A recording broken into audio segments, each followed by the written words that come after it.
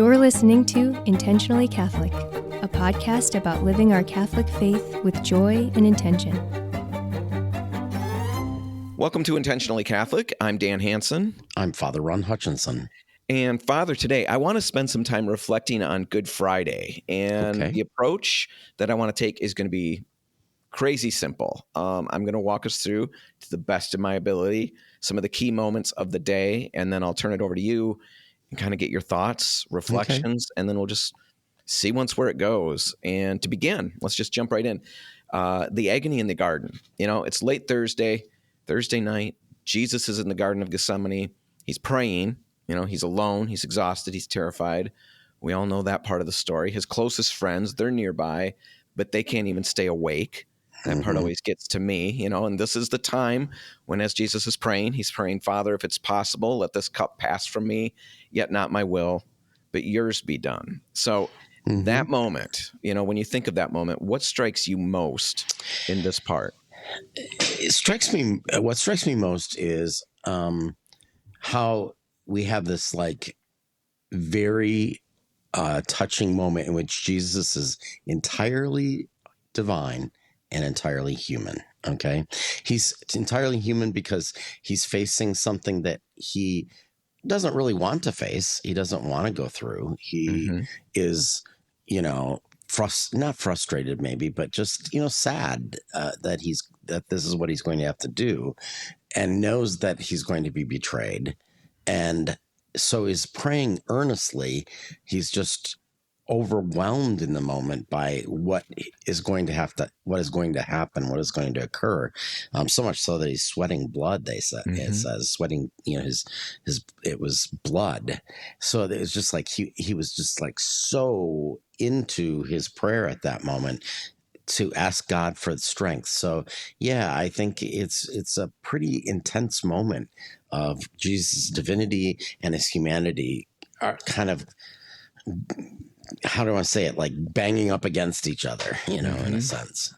No, so it's just this pinnacle, you know, beginning of everything. And the thing that always hits me here is just, you know, we've all been in that spot, or not that spot, but we've been in a spot where I need my people around me. You know, I don't need them necessarily to talk to me, but I want to be surrounded by people who care about me. And, you know, he's got that. He asked for that. He brought them with him, and they're just not cluing in to the depth of what he's going through, and they're sleeping there. And that just is such a lonely moment in a sense. I think it reminds us that in reality, there are so many moments in our life when really the only person that is there for us is God. There's nobody else, you know, and even if people are going to say nice, kind things, they can't understand the depth of your pain, your frustration, your anger, whatever it may be, your sadness. Right. God's the only one that's truly that you can count on. So we go from that, you know, from the quiet of the garden and the quiet, but still the stress and all that internal, you know, struggle. We go from that into pretty much the beginning of chaos. You know, we've got torches coming up, shouts, whatever you want to imagine. You know, I remember reading once that Jesus, you know, one of the ideas was that I guess people were saying from the layout of the land, he could see the torches coming from a long ways away. He probably could. From where he was. So he knows what's coming. He's got all of that. He's got the betrayal. You know, you mentioned that. He's arrested. He's taken before the high priest. False witnesses come about. He's struck. He's mocked. You know, it's one of the first moments of humiliation in what becomes a long line of them. You know, what do you see happening here? You know, not just on the surface, but spiritually. Yeah. I think you see, to me, all of that from like the arrest all the way through the crucifixion, in my mind, are a complete rendering of how much God loves us, to the depths he'll go to in order to show his love for us in his son. And you know, that love we can't even put it into words. It's hard to express it because it's just so intense. It's so deep. It's so wide, you know?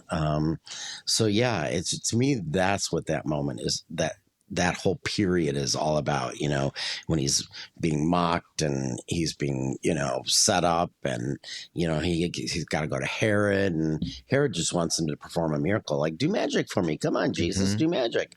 And, he doesn't really care about Jesus. And then Pontius Pilate, you have Pontius. I think Pontius Pilate actually didn't want to, saw his innocence, but gets waylaid by the chief priests and the elders and the scribes and Pharisees, who use the ultimate line that says, "Oh, if you help him, you're no friend of Caesar's." And that was like like, you can call me any name, but don't call me not a friend of Caesar. That's trouble. Yeah, that's just that can't happen. But you see this depth to which God will go to show his love. Because, I'm always, whenever I'm hearing that John's Passion, and they're talking about, that they're whipping him and with cords and all that, I just see that Mel Gibson, Passion of the Christ movie with just the blood and it's just gory. And I think, yeah, that's not just like, oh, Jesus got hit a few times, like, oh, it hurts. No, I mean, this was like, he was flayed. Literally. Right. It's just brutal. And the people doing it just, reveled in the fact, So, yeah. It looks like Satan is triumphing. It looks like evil's winning is, I think, what, is another feeling I always get during that. Like, it's like, man, it's no wonder the disciples ran, were afraid, were sad, were scared. Right. And I think maybe we don't miss forget, that. We forget that it's easy to judge them. Yeah, it's easy to judge them. And yet, let's be really serious here. They're watching, or they can hear the screams if they're even outside the walls. It's like, man, how would that not have an effect on you? No, I mean, it feels like, a corrupt authority, a corrupt power. And, there's no arguing against that. I'm not going to stand here and try to make my case, because they've got all the power, all the authority to do what they're going to do, at least, on a human level, and they'll go to whatever level. I'm just getting out of it. I can certainly see that playing out. The betrayal with a kiss is always just such yeah. Yeah, it's, you too, Judas, you too. Yeah, it's, but yeah, I think there's a lot of human drama in that whole experience that we see all the time in our lives. We see it, we experience it, but we don't see it as our own passion. We don't think of it that way, but it is. No. We're connecting to Christ's passion in our own moments of a passion. And then just imagine that every single thing done to him, for us, I could say I couldn't quantify it, but there's a percentage of things that have been done to me that I didn't deserve. And then there's another big chunk of it that, I played a part in getting what I got. I still think Jesus deserved none of this, and we know what it feels like when it's unjust, even when it seems somewhat unjust.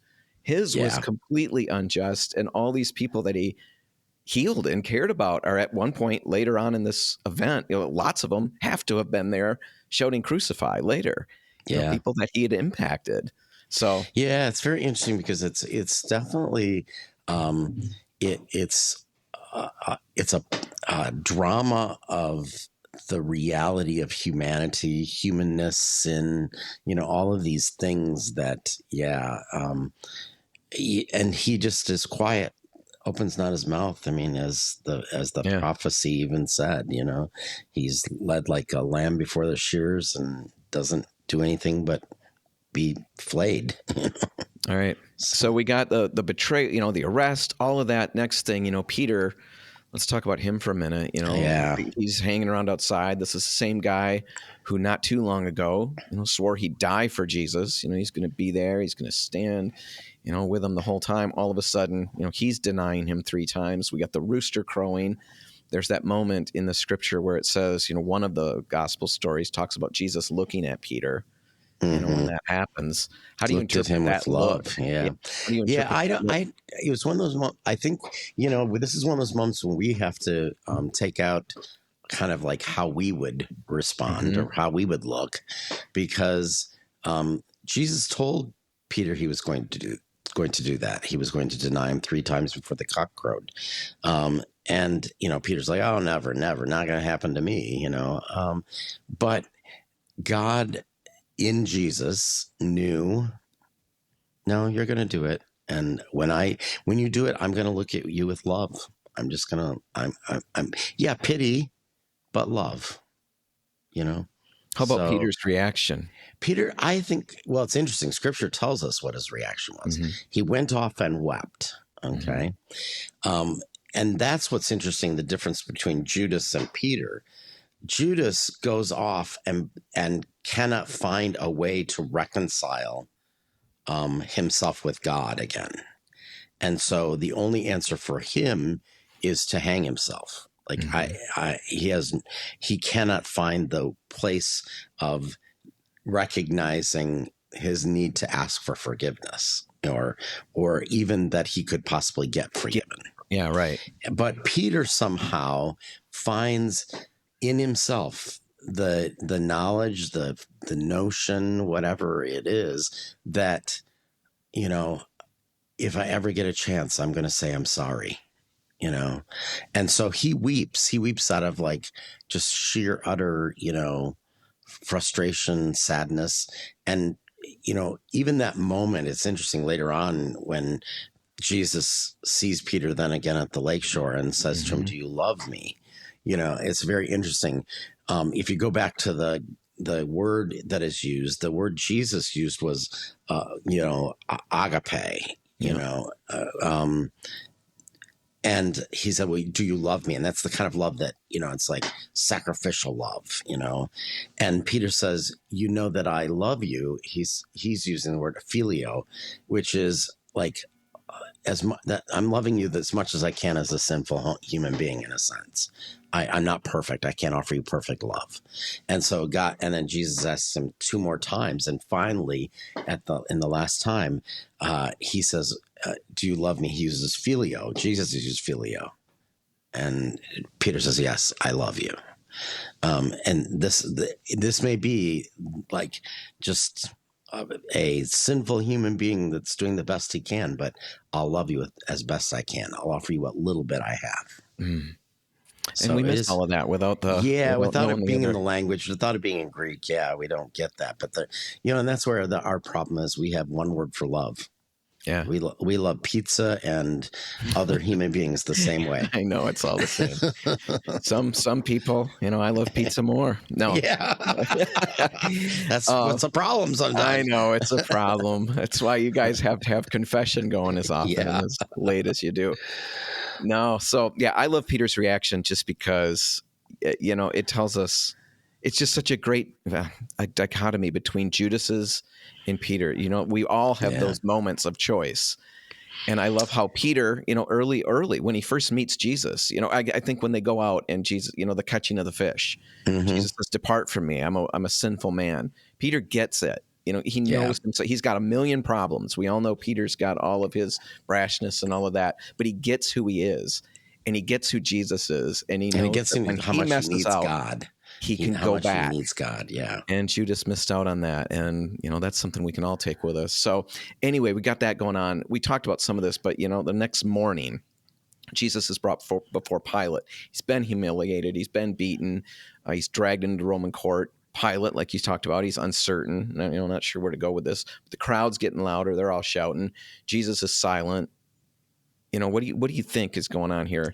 We talked a little bit about it, but what do you think Pilate's thinking? I think Pilate is really saying to himself, like, you know what? This is just some silly little squabble between the chief priests and him. He's innocent. I can tell that he hasn't done anything. What they're blaming him for, accusing him of, he didn't do. He couldn't have done. But it's just that Pilate wants peace at all cost. He wants things to remain calm.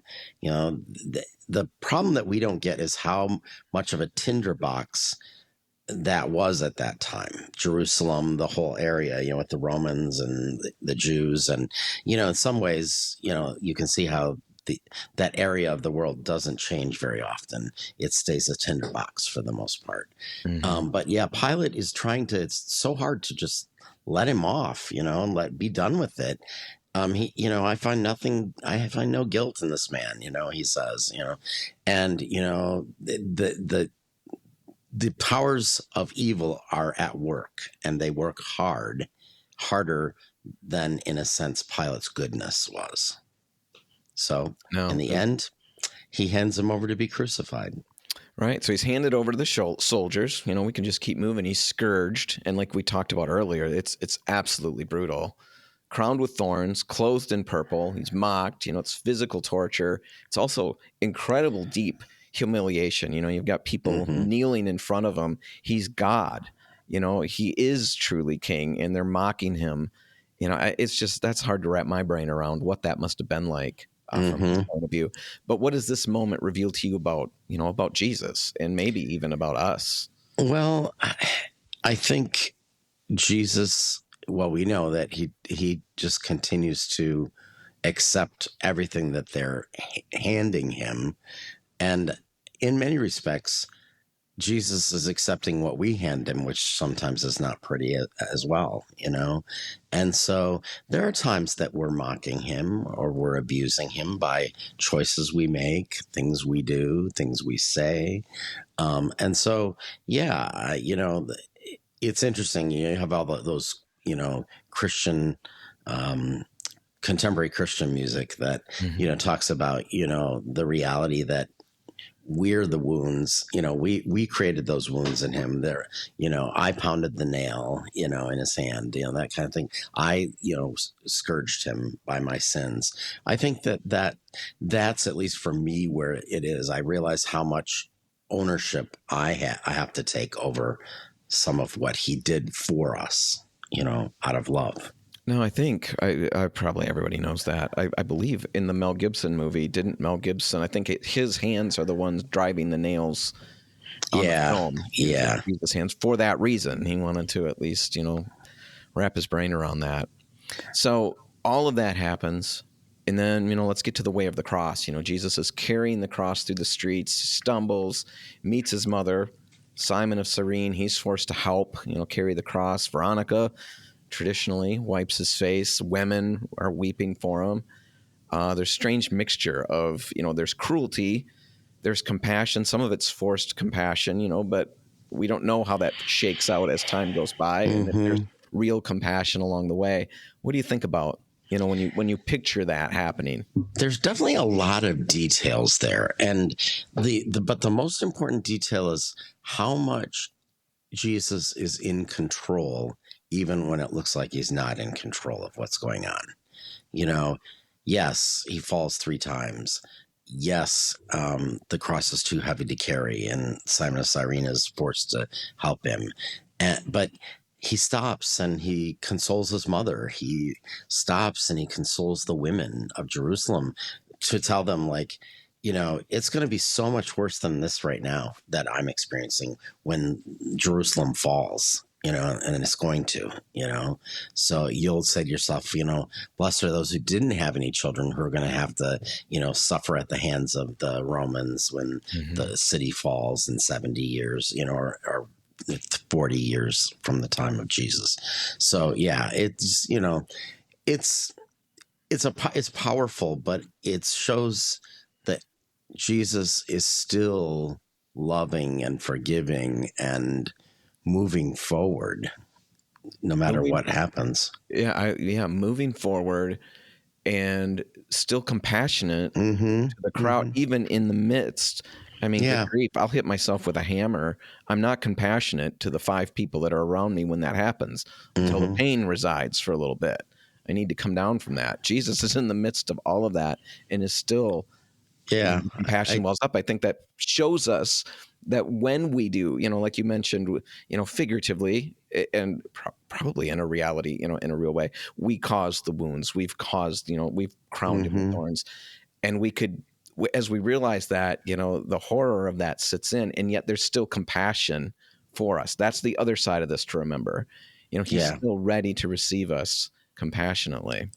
Jesus never stops loving us. There's nothing we can do to make him stop loving us. The only thing that's going to stop us is ourselves. Right. So we get through all of that. We arrive at Golgotha. Jesus is nailed to the cross. He speaks, I think 7 words, 7 final traditionally phrases. Said there's 7 phrases, yes. Right. Words of forgiveness, thirst, words of abandonment. I guess it depends on how we interpret, my God, why have you forsaken me? Love, he entrusts his spirit to the Father and he dies. This is the center of it all. When we stand before the cross, when you stand before the cross as a priest on Good Friday, what goes through your head and through your heart? Well, for me, I get stuck on certain phrases. Okay. Today you will be with me in paradise. How all we have to do is say, I'm guilty and I'm sorry. And today you'll be with me in paradise. Also the thirst, I thirst. Interestingly enough, really, yes, we think he's talking about physical thirst, but at that moment when he's being lifted high, he's saying, I thirst for all of you. I thirst for you, Dan Hansen. I thirst for you, Ron Hutchinson. It's interesting. That comes from a reflection that Mother Teresa gave, St. Mother Teresa. I thirst. I want you. I need you. I desire you, so palpably, So I think so. There's so many of those phrases and moments that are just so absolutely powerful. And again, just showing how much Jesus is in control of the whole situation. There are choices being made that show how he is God, how in control he is of the whole moment. Even when it looks like he's not in control, he's in control of it. Yeah, just being able to master, himself and ask Father to forgive. Father, forgive them, for they know not what they do. They know not what they do. Here's mercy once again being offered. Then mercy to the repentant thief, and then mercy to his mother. But it's also, that's another great moment too. And John, here's your mother. So he says to the disciple John, and then to woman, here's your son. It's interesting in John's gospel, whenever they name one person, Jesus addressing them as an individual, they really are meant to signify everyone. So, woman, behold your son. Mary, behold all these people that will come from all generations. They're your children. And, this is your mother, we're being told. As in John's gospel, doesn't he? I believe he only refers to himself as the beloved disciple, right? Yeah, he doesn't. They're not. They're only woman. It's only woman. Mary is referred to his mother. I think it says his mother was at the foot of the cross. Yeah. So, but I know John is the beloved disciple, and I've heard people talk about how that's kind of like it's like you're saying, it's kind of like everyone. A code phrase for all of us. Any beloved disciple, this is your mother. That. Yeah. So there's just a lot of great moments, that Jesus was doing so much more than what was being said. What about go ahead. We can get hung up in the words sometimes. What about my God, why have you forsaken me? How do you, there's multiple takes on that. Yeah, there are. It's very interesting. If I remember correctly, it's connected to a psalm. Psalm 22, I believe. Psalm 22, yeah. And it's not really so much like, my God, why are you doing this to me? But my God, you ask this of me. You want me to do this. You desire me to do this. And for that, I give myself to it. So, Yeah, I've heard it said that, that opening phrase, once you use, that's how the Psalms were remembered. We do praying our Father. We all know what that means. So he's saying that first phrase referenced that psalm in everybody's mind. And then the end of the psalm is all about hope and what God is doing through this man. Yeah. Right. Yeah. But I don't know that I don't know. I'm not theologically allowed to make lots of statements, but I think about I'm all right, even if there is an aspect of feeling, humanness a in that lapse, moment. just not having that consolation just for a split second. And I don't know what that means one way or another, but what that means for me is I know there are times, I know Mother Teresa, you brought her up earlier. She Yeah. spent a lot of her life, when we read her writings, that book came out, I don't know, probably 10 years ago now, maybe more, but it was a much darker journey than we think of. She felt a lack of consolation a lot of times. And sometimes we get so hung up on the feelings. Do I feel like God's near? And when I feel like he's not there, we're on this roller coaster. I like the idea that even, that it gives me hope, because I have times where you feel like God seems distant. I know he's not, but at least I'm not counting on the feeling anymore. I've never been bothered by the idea that even Jesus in his humanity was saying, I feel so abandoned right now, but it's interesting. If you look at how that psalm progresses, at the end, it progresses to the acknowledgement that, that God is there all the time and God is doing wonderful things and things are going to happen. And so it's kind of just a reminder that even in the darkest moments, God is there. And I think it's really healthy to be able to have that statement. I don't know where you are, God, knowing that I'm going to get back to the point where I know he's there. I know he's there, but I'm not going to hide and tamp down what I'm feeling just because I want to be holy or sound holy. Yeah, I'm not exactly. saying that's what Jesus is doing, but certainly that's how I've, at least part of that, I've taken and thought about. I would agree. Yeah. So all of that, we've got all of that happening all around us. I mean, like you said at the beginning, this incredible human drama that's playing out. So many things are happening. Good Friday, it's not comfortable. It's not meant to be. No, it's not meant to be. It's funny because some people are like, "Oh, I wish we didn't read the Passion on Good Friday." Well, I think we need to read it just to be reminded every single year of how much God would do for love of us.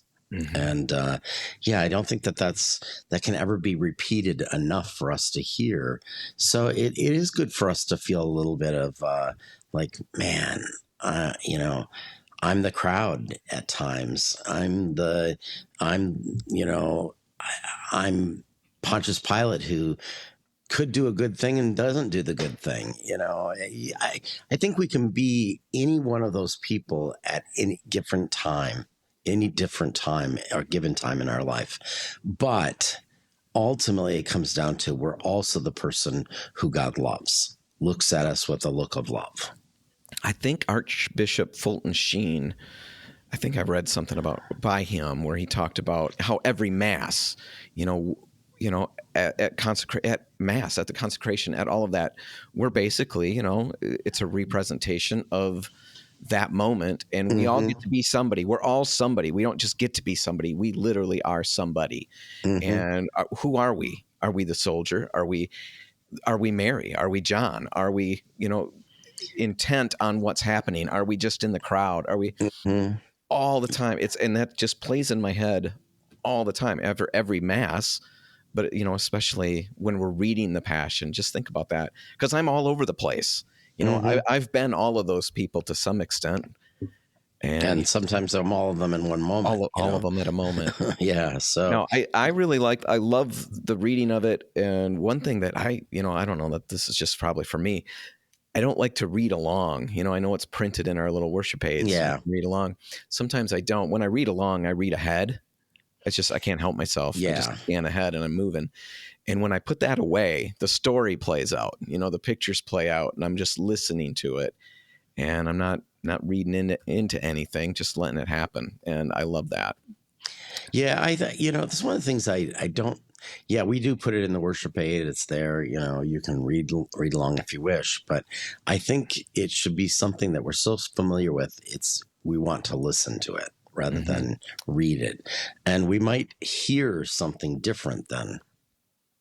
For me, I always hear something different by just letting myself get lost in that moment, in that scene. And sometimes it's not hearing something different. It's just seeing something different from a different, perspective, or something that I hadn't thought about before. But as I'm picturing the scene play out, all of a sudden I realize, oh, this emotion, or oh, this is what's going on. And yeah, really, really powerful. Yeah, I agree. Anything else you want to add as we wrap this one up? Well, I think once again, Good Friday is not it's not a bad thing. It's meant, the reason we call it Good Friday is because it's good for us to remember, good for us to acknowledge, good for us to experience God's love once again being poured out in that passion. Well, to everybody listening, I hope this conversation helps you enter into the mystery of the cross in a deeper way. Hopefully it helps us do that, Father Ron. For Intentionally Catholic, I'm Dan Hansen. I'm Father Ron Hutchinson. God bless. Thanks for listening to Intentionally Catholic. If you like what you heard, please consider sharing our show with a friend. If you have comments, questions, or topics you'd like to hear discussed, please email those to comments@icatholic.show. And be sure to tune in next time for another episode.